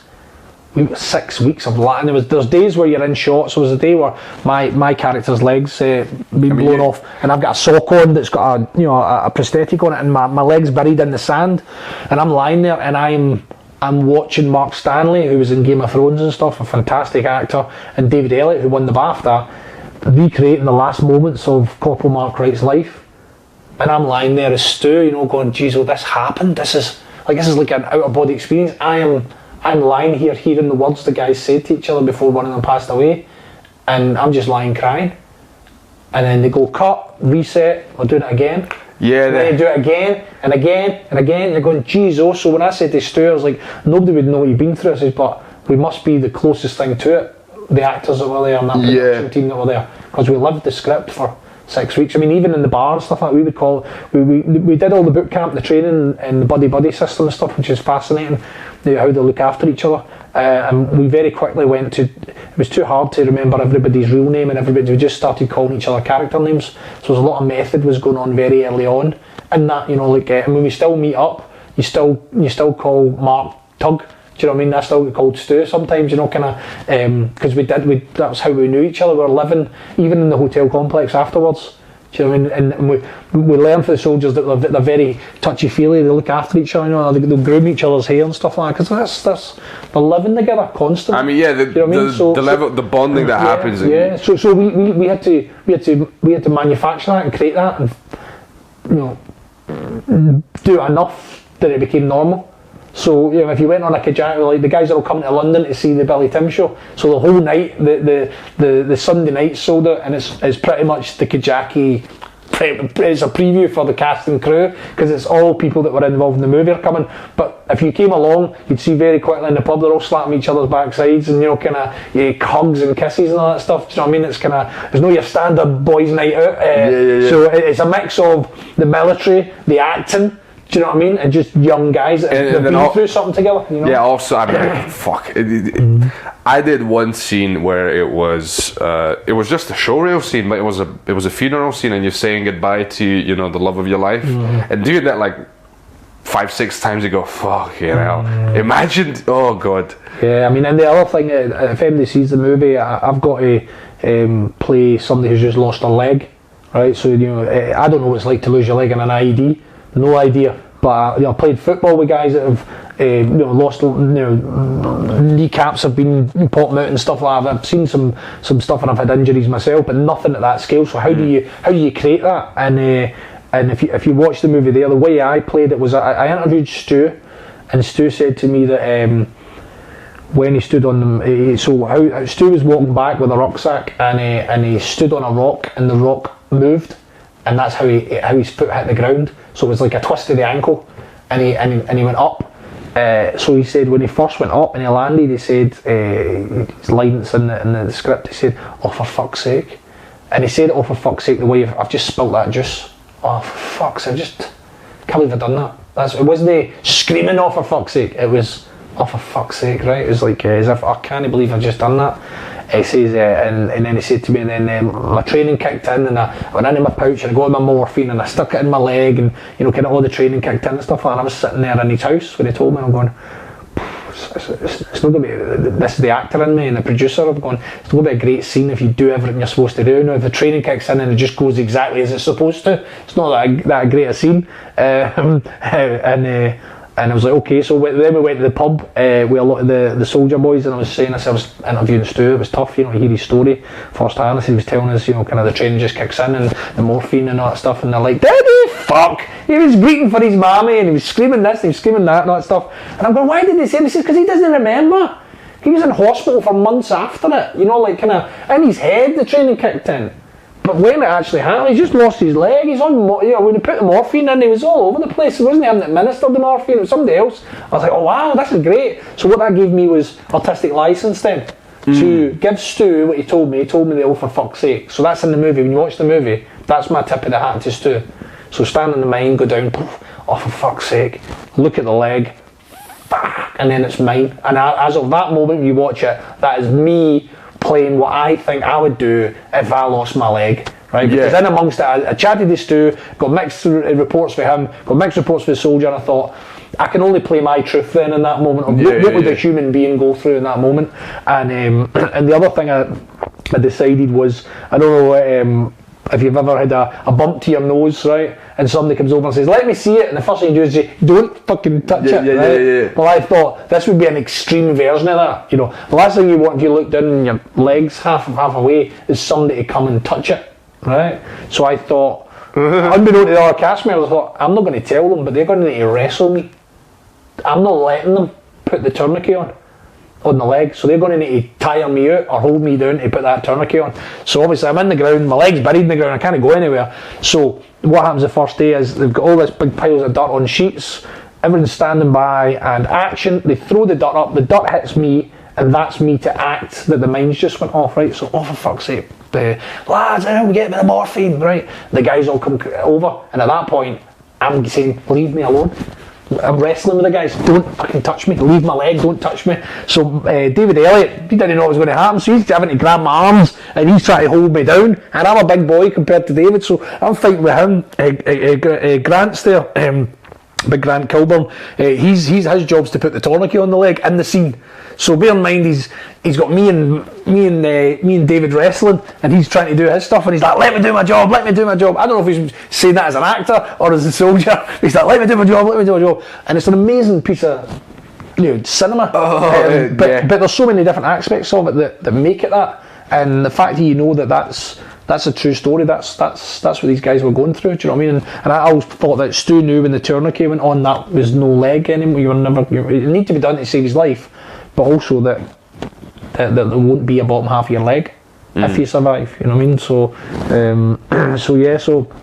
an incredible story, and the reviews is just phenomenal. And the nice thing about it is, when you make a movie like normally you make anything, you do a comedy, you're like hoping the audience like it, you get good reviews, right? That's a successful right? That's the best case scenario. Yeah. We both like it, you know. Well, this movie was different. As the critics might have liked it and the audience might have liked it, but if Stu sat in his house or any time they watched it and they went, no, it's a lot of shite, they messed it up. That's not my story. Then we failed. So the first audience I was responsible to was Stu. I was wanting Stu to watch it and Stu to like it. Now I then thought, I don't care if anybody else hates it.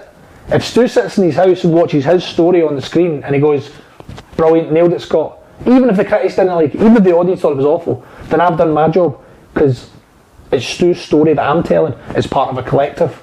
The next responsibility then is to all the soldiers that were there that day. You want to do a good job for them, do you know what I mean, and tell their story. You've got Corporal Mark Wright and his family. You want to do a good job for them. The regiments in general, then the British Army in general, you were representing them on screen. And then it goes out to things like, it'd be nice if the audience like it. It'd be good if we get a good review. But it was a different way of looking at the movie, if that makes sense. It was a really strange way of going. People are going like, on the night of the movie premiere in London, we hadn't seen it. Was that the first time? Okay. The first time we've seen it, because a lot of the military guys were given early preview screenings if they wanted to, kind of in case it brought by any PTSD or anything like that. So, but Stu took great pleasure in saying, no, I'll just see it at the premiere of everybody else. So you were going into a movie that I hadn't seen, Stu hadn't seen, and for the first wee while in the movie, I'm just watching Stu in the audience. I'm just watching him to see is he enjoying it. Do you know what I mean? I'm not watching the movie, I'm watching him going, it's like being with your dad. Like, is he like it? Is he happy? And after the movie, it was really funny. After the movie, we all went out and we're doing all the press and doing chats and everything else. So people watch, why would you think of the movie, Scott, that you've seen it now? And Stu hadn't approached me. And Julia, his partner, come over and she's like, how are you doing? It's amazing and all that, blah, blah. I says, is he alright? Does he like it? Oh yeah, this is fucking brilliant. He didn't say it, and I was worried he didn't like it and he hadn't spoken. No, he just getting caught up, and when they came over, he's like, oh no, I love it, it's amazing. And it was like, wow, just what a relief, do you know what I mean? And obviously Stu's family and all that stuff, do you know what I mean? So but I'm really glad that it's not like, any Scottish person that's watching Braveheart will normally correct anybody that watches and goes, but that's not the real story, So and the Scottish people do not sound like that. Yeah. So thankfully, Stu doesn't have to do that, because we got it right, and that was really important. That was. Yeah, I'm not gonna lie. My palms are sweating. I remember watching it, and it was fucking. But a very different pressure to Outlander, where it was a bigger audience globally, a bigger opportunity as an actor, but it was a fictional world essentially that's been created. You know, even though it's historically Scotland, but it's long enough distance between present day and then. And the Angel Share with Ken Loach was we didn't have a script. I never seen a script for the Ken Loach movie, so I've got a script for. That just rolls into thanks for getting that fucking nice and easy into the Angel Share, but. No script? No, so Kajaki in my house, we've got a script and it's signed by all the cast. Right. Outlander, I've got multiple scripts signed by all the cast members that were on those episodes. Yeah. As memories. And there isn't one for Angel Share because I went in and met Ken Loach, did improvisations, which was really good. I really enjoyed that. Bear in mind, I came from college, I'd done Billy Tim, but this was the first other than student movies, this was the first professional movie I was going in for. And it was all improvisation, give you a scenario, act it out, react. And he gave me the part. I get the phone call from the agent saying, you've got the part in the Ken Loach movie, you've got to be the new baddie in the Ken Loach movie. And I'm thinking Heath Ledger and Batman. I go, oh, this is amazing, what an opportunity this will be. But no script. It's quite different, yeah. Yeah, but no script arrived, so I had no idea what I was going to film. I had no idea who the baddie was or what he was going to be doing or anything. And part of that, apparently I did a lot of research, I was looking up on different things. So Ken doesn't like you to preempt things. So say it's your death scene, and you know so you're filming your death scene today. The tendency is overact. The tendency is that it affects the team and all that as well. Like people go, "Oh right, it's so sad. It's your last day," and all that. It affects everything. So if you don't know, there's only a select amount of people that know the script and know what's happening that day. So what will happen is when the guy pulls out the gun that day and shoots you, there's a genuine surprise in your face because you didn't know that was going to happen. And what Ken was saying is that's what happens in real life. In real life, you don't know it's your last day. You don't know. It's very rare. You know what I mean? So I was looking at things like Carla's Song, which is a movie Ken made with Robert Carlyle, and it's about an immigrant girl that's on his bus. So Robert Carlyle's a bus driver, and the bus conductor at the time, and that's what they had at the time, is thrown off the bus for not having a ticket, and he pays the ticket, and he ends up kind of supporting the girl a little bit, and there's a scene where she moves in with his house. And there's a scene where Robert Carlyle's character comes home looking for Carla. So all that Robert was told was Carla's not here. He come home looking for her. So he's just opening up the doors in the house, shouting, "Carla, you home? That's me back. Are you in, Carla?" And he opened up the bathroom door, and the actress was lying in the bath with her wrist slashed and a pool of blood. So when he opened that door, the reaction was real. What the fuck? So he didn't know it was there. So that reaction, and it was, in many ways, I like it. I like that because you're allowing the actor to react to something that's happening there and then. It's like a live movie. It's amazing. Like James McAvoy did that. Is it Our Son or My Boy or something where he's his son disappears and he's trying to find his son, and the whole thing was improvised. Yeah. And me and my wife watched that the other night actually. So I like that, and the other one I read about was in Kes, the bird, the kestrel. So the young boy, obviously, that's playing the lead in it, he had to train with the bird because the bird's in a big part of the movie. So he did a lot of training prep before the movie started. But when there's a scene where the boy comes in and he's looking for the bird, and his big brother's done something, the bird says, "What have you done with it? What have you done with it?" And he says, "Check the bin." And the wee boy went out and opened up the bin, and the bird was in the bin dead.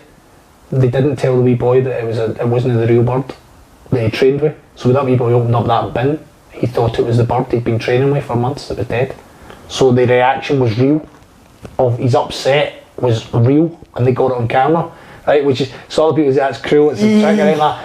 Like, I like the idea that so I had when I was on Angel Share, Ken did a wee bit of that with me. So I was told to go for a sunbed. Oh, okay, because I actually watched that scene. So I was asked, so they said, "We go for a sunbed." I was like, okay. I went for a sunbed, and I sent a picture, and they said, "Christ, how many sunbeds did you go for?" I said, "I only went for one. I went for 9 minutes." They said, "Don't go for another one, Christ, you know." And looking like you just came back from Spain. Yeah. So I was like, okay, so that's all I knew, and I thought, right, sunbed, why didn't they ask me to go for a sunbed? This is interesting.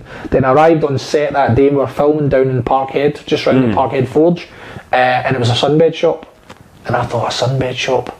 Somebody's getting naked. I thought, somebody's getting naked if it's a sunbed shop. And I'm the one that's been for a sunbed, so there's a good chance it might be me.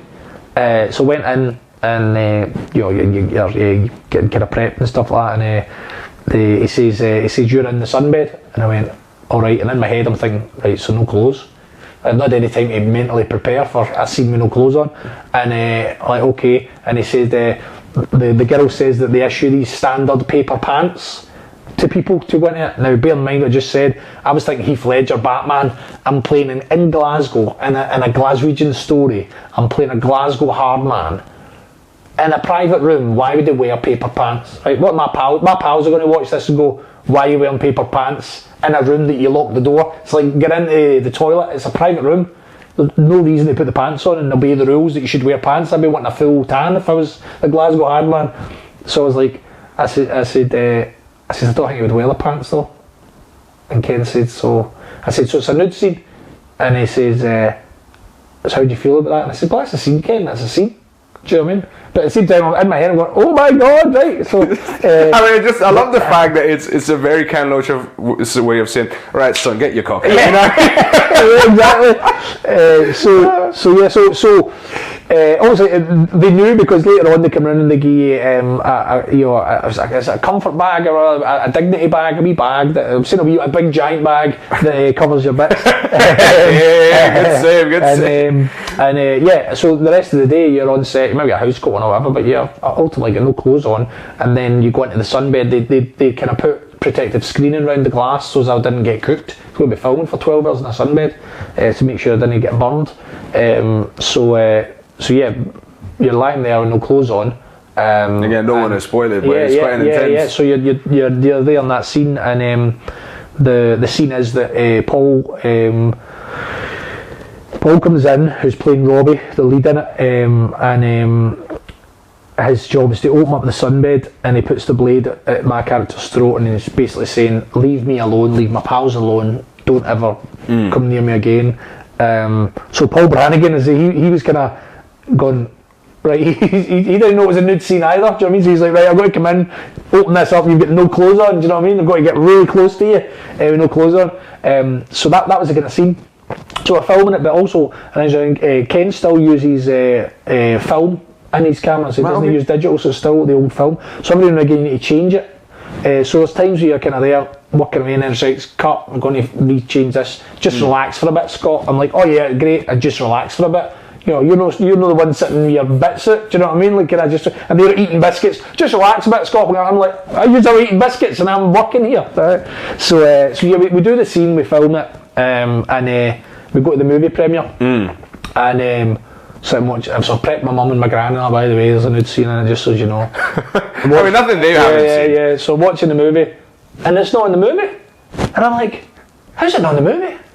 So after the movie, I'm like, Kenneth, well, did the nude scene I filmed 12 hours, bollock naked, don't put it in the movie. He said, Scott, he's like, I'm so sorry. He said the story of it is Paul's character, Robbie, he gets redemption, he moves away, he decides not to be the guy that he could be, and he changes his life around and he moves away from Glasgow and gets a better life. Yeah. He said we felt when we started in the editing suite, when we put in that scene, we thought he hasn't really changed then. If he comes into the scene with a knife and all that stuff, the idea is that he could have did that, but he chose not to. And they leave in a caravan at the end, and they set off out of Glasgow and leave these characters like my character Clancy to in that melting pot of Glasgow.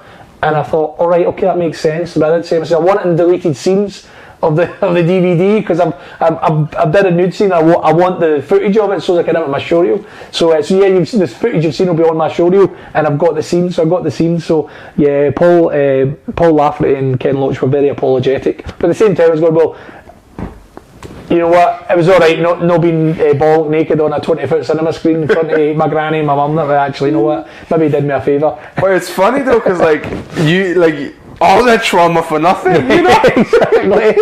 Oh, the trauma, it got even worse, right? So bear in mind, I'd only done Billy and Tim at this point. So I wasn't a movie star, nobody knew me, right? So that's their introduction. Right, yeah, so we do the Angel Share, and the after party after the movie premiere was in the Arches in Glasgow, because we did the Glasgow premiere. So we went down to the Arches. Now, what happened in my world at the time was any memorabilia or anything that came in through my door, my mum would laminate and put it in a folder and keep it all, right? So a thing came through. Sometimes when you finish something, like Outlander sent you through, it's like season 2 hat and scarf and jacket and stuff like that, right? Some nice wee things, and some stuff you can put in the scrapbook. So like invitations to the Kajaki movie premiere, got them laminated. They're in a folder that my mum's got. Well, this time some stuff came through from the Angel Share, and I didn't even really take much notice of it. My mum said, you got beer mats and you got some other stuff through for the Angel Share. I was alright, cool. So I've laminated and I put it in the folder. I was like, okay mum, no worries. So movie premiere, I go to the movie premiere. After it, I'll go down to the Arches for the after party. I go up to the door and the guy says, you got a ticket? I says, no, I don't get any tickets. He's like, yeah, they were sent out, they were really clever, they were beer mats. And I was like, I said, my mum's laminated them, they're in a folder in my house. And he's like, I'm really strict, it's no ticket, no admission. And I'm going, I'm in the movie? I was bollock naked in this movie. He's like, I'm bollock naked in the movie, 12 minutes filming naked in this movie.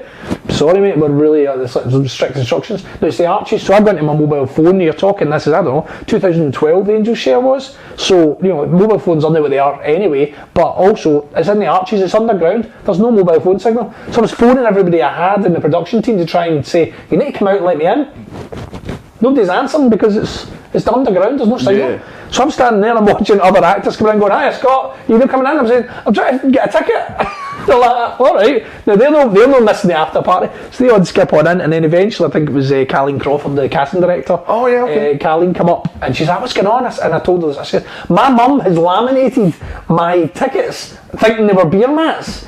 Because obviously somebody in the marketing team has been really clever and went, "Oh, it'll be really cool to make because it's a bit whiskey, if we send out the tickets as beer mats, that's great." Unbeknown to them, my mum's like, "Oh, beer mats!" Straight into the laminate machine, straight into the folder. And I'm like, so eventually I got into the so that was more trauma.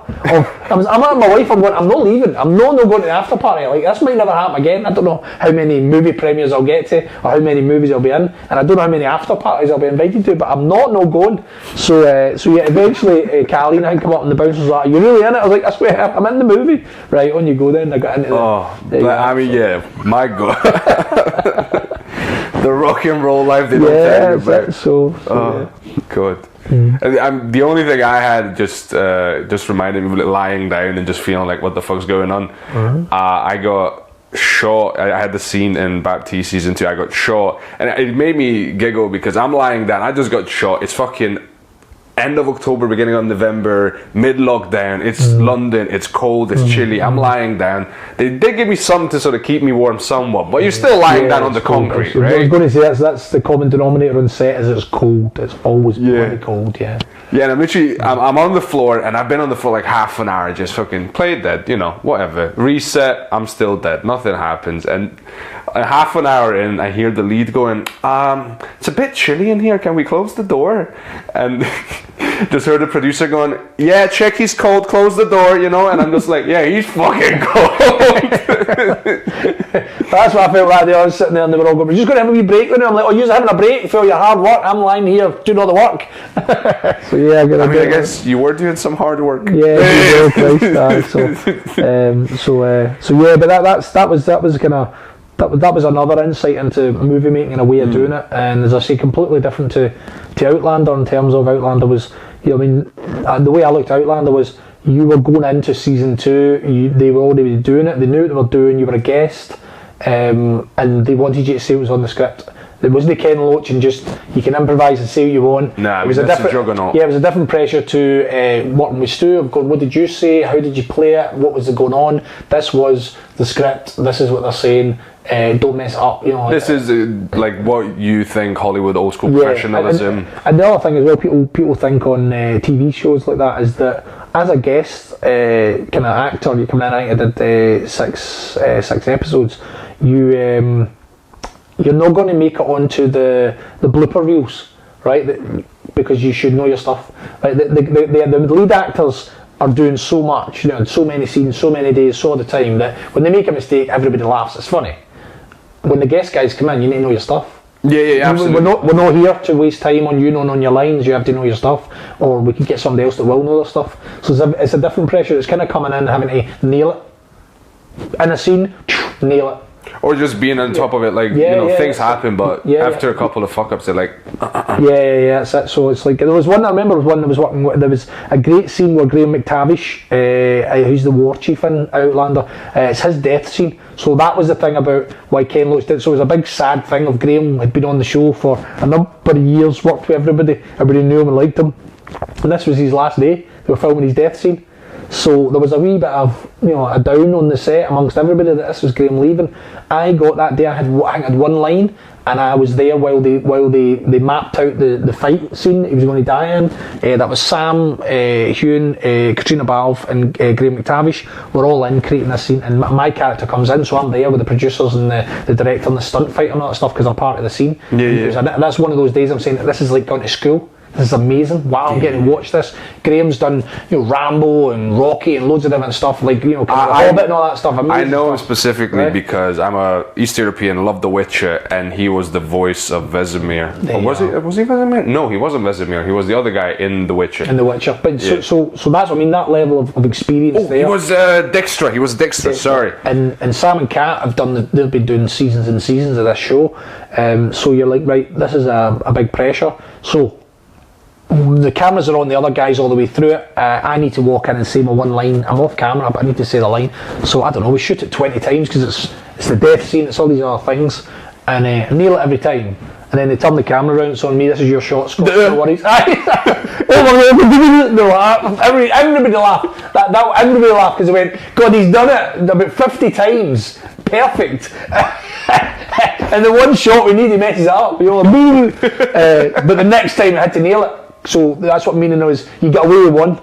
Couldn't do that. That's not something you can do on a daily basis. No, do you know what I mean? Like, it was genuinely funny. Everybody laughed because it was like, you've done that. Like, we know you know the line. We know you've done it 20, 30 times before. It's just funny the pressure when the camera comes on you. Yeah, it can be a little like, oh, it's me. Yeah, that's it. So. And you have to But that goes back to a lot of the preparation and stuff. Like I do workshops and stuff with the kids, and I teach them about focus and breathing exercises, meditation, tap into a higher power, whatever you want to call it, God, Allah, Krishna, whatever it is, tap into something so that when you're out there, it's not you and your ego that's there. There's a higher power coming through you to guide you through it and look after you out there, just to give you peace of mind. It's kind of not putting the focus on yourself, it's putting the focus on the work. Yeah.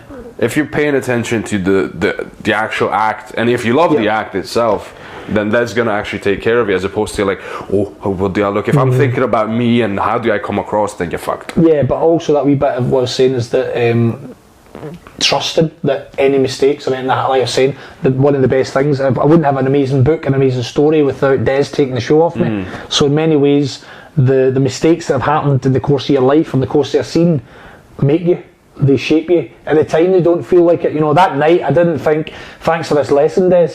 Do you know what I mean? I didn't think that this will be great when I get the show back in 20 years' time. Yeah, this is going to be great in my biography. Yeah, I wasn't thinking that. I was just thinking, God, Jesus, my world's it's like there's not going to be a biography. That's what you're thinking. Yeah, that's it. So I think that's a good thing to take onto the sets as well. They take the pressure off you and go, trust that. Sometimes you do your homework, you do the work, the graft, and sometimes you'll learn lessons on the way. Yeah, absolutely, and it's an interesting sort of weird fucking juxtaposition of like all the work at home, or not just before it, but when you actually go on a shooting day, it's whatever happens, like letting it go, rolling with whatever comes your way, because that's where actually the truth's got to be. You can't recreate the great fucking scene that you had in rehearsal. Well, to just add on to that, then I would say is that I've sometimes been in the wings with actors and they're reading their lines before walking on stage, and I'm going, if you don't know them now, you don't know them. You're not going to get them now, standing in the wings, if you've not done the work before then. Because when you go out, you're out to play. Yeah. Things are going to change. People are going to move different ways in a live theatre show. If you're going out there and you're like, I'm not sure of these lines, that's a scary thing. But it's, as you get older, it's more difficult. When you're younger, it's like you've got spare time. As you get older, you're juggling family life, work life, kind of different things. Projects come in. A lot of the work you do, you're not getting paid for. So you have to do it in your own time. It's trying to find that time to invest that, because what I always say, that the movies I've made and the TV shows I've been on, I'm really happy with them. Like, I watched the showreel, if I put it out there, there's not any footage on it I'm not proud of. Whereas the danger is, that's the danger of saying yes to just anything. Oh, somebody's offered me a role, I don't think I'm right for it, I don't think it's really good, but I want to be working, and then you're immortalised in that role forever. So you might find that people in the future don't give you a job because you've ended up playing a role that you were never right for, you weren't really the right fit, you didn't want to do it 100%, you were just desperate. That's not the way you want to be seen on camera, by casting directors and people in the future, but you can be immortalised, I like the fact the kids aren't old enough to watch a lot of things I've done, but when they are old enough, I'm happy with it. I'm going to sit and go, that's as good as you can. Yeah, even if you fuck up, I think there should be an element of, I wanted to do this, it was my best at the time. Even if I really fucked it up, I was genuinely passionate about it. You don't want to be doing this scene where I was like, I did it for the money, it was passion, I do not ever want to see it again. Because then you have to live with it. Oh, it's out there. And that's someone's introduction to you. Yeah. And there was, I think it was it Ricky Gervais was chatting about something, and he brought out Johnny Depp, and he was kind of saying to him, "Have you even seen the movie you were in?" He's like, "I've not seen it." Didn't he want to see it? You know what I mean? Did he watch it? Like, kind of. So there's an aspect of that. You've got to be careful what ones you choose. You know? Oh, it was The Tourist. Is it The Tourist? And it was a year later. I think he asked me, and still hasn't seen it. So yeah, so and it's different. I spoke to different actors, different approach. Some actors don't watch themselves. I like to watch because that's how you learn. I like to see if I was doing not the right thing. Coming across what I was trying to get, you know, what I was feeling or anything else. That emotion coming. Was it real? Was I fucking acting, or was I doing something? Yeah. Was that in there? Was that a bit of my soul? You know, every part you play has got a bit of your soul in it. You know, if you're doing it right. So yeah. Yeah, thank you so much for your time. I don't think I'm going to take up too much more of it. Now just kind of, it's almost like your biography. Now it comes to the final bit of like, so what's next? Well, yeah, so there's loads next. There's the book coming out. Yeah, the book. We've got the play starting, so we go to London in May. Yeah. With the play, I'd love to have the book finished by then, and get it published soon. And then the idea is that the tour goes round, and I can shout about the book at the tour, so anybody that's coming to see the Billy and Tim show can say, well, why don't you pick up a copy of the book, and you'll read about how the play that you've just seen started. You'll read about the rags to riches story of having the biggest show in Scotland, losing the biggest show in Scotland, and then here we are nearly 2 decades later getting it back again. So that's all going to be in it, as well as the Outlander stories, the Kajaki stories, the Angels Share. There's a lot of other productions. I did a Bollywood show we took to the Edinburgh Festival in 2013. What do you call it? I did Romeo and Juliet in Milan. I worked in Finland, in Helsinki, with a Finnish theatre company as well. So Class. Stuff like that will all be piled in it, and amongst all the kind of growing up in Glasgow, the gang culture, the difficult times, high school, kind of first kisses, all that kind of stuff's on it as well. I mean, I'm not going to, fair enough, I'm not going to I don't know how long, I haven't checked the time, I don't know how long we've been talking, but it's like, it felt like there's so much of life in just that amount of time. And I think sometimes that's writing the book's been helpful for that, because like you can put things into chapters, and you've kind of tidied up a lot of maybe loose ends on it, and things that you're going, that's an interesting bit of the story but not relevant, it doesn't really need to be in it, and putting it down in writing's been good for that too. Because if you try to write 40 years of your life into a book, it's not an easy thing. Because everything's important in my life to me. So try to go, right, how do you squeeze it down to say, yeah, that's important, but it's not going in? Because it doesn't really shape the story, or it's not really important. And what am I trying to say? What's So yeah. You don't want to detour too much, because no, that's it. And obviously, like anything with acting, is you audition. Most months you're getting auditions in, and your life could be changed like that again. Spielberg could phone and they won't go on the tour. Yeah. So we never know. Yeah, that's why it's like, save some for the sequel. Yeah, absolutely. That's it. Yeah. So that's it. So thank you so much. No worries. Thanks very much for your time. Thank you.